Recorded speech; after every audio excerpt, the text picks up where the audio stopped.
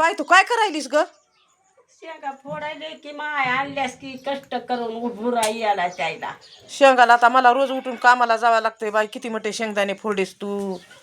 माय माझी चिमणी ग, किती शेंगदाणे फोडीत. एवढ्याच शेंगा राहिल्यात आता.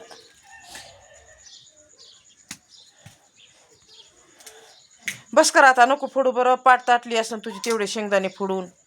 आव जेवण केलंस का? केलं. कवा? मगच केलं. बरं बरं. धपाटे बनवले होते मी, खाल्लेस का नाहीस काय माहित. आता मी बघते दोडीत आता.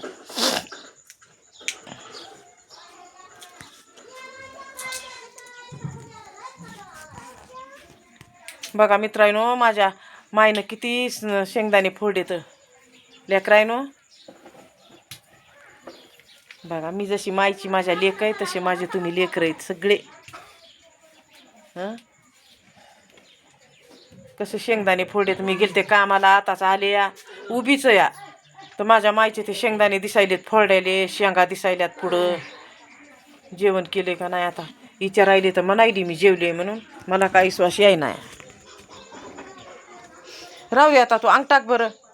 कंबर ताटली असेल तुझी आता. राहू दे ते. त्या शेंगा फोड नको आता, बस कर.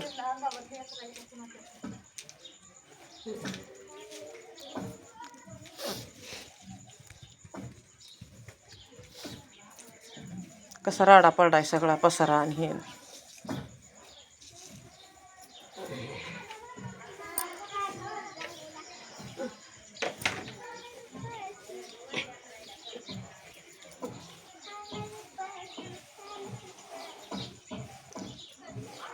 एक ऊन द्यावं लागन त्याला आणि मग भरून ठेवावं लागते ना.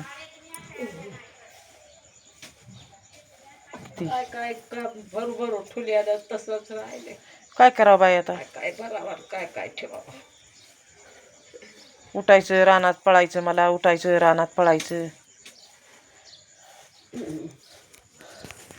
समजा घरातलं उगी निगी सगळं ती बघती या. मी उठते, भाजी भाकर करते, रानात जाते या, धुणं हे बाकीचं सगळं करते घरी बसून. आता आली बघा हे मी. आता मला जेवण हे करतात आता आम्ही आणि डबल जायचे रानामध्ये.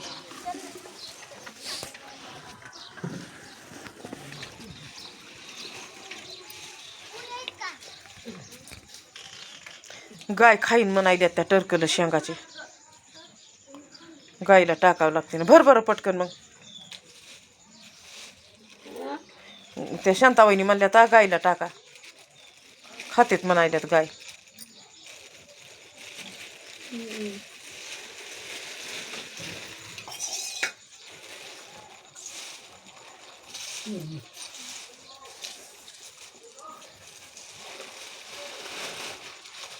खाती म्हण गाय. आता गवताच्या पुढे असले टरकलं काय काय गाय खाईन ग बाय.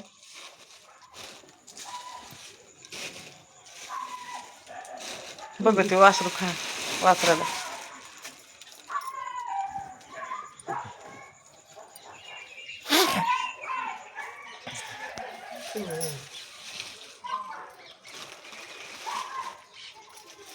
कुटक्यावाल्याला घालायचंय न ग गाईला. उद्याचे टरपल हे घेऊन. बर. हं खायची बी नाही ग गाय. गवतापुढी गाय कशाची खाती या.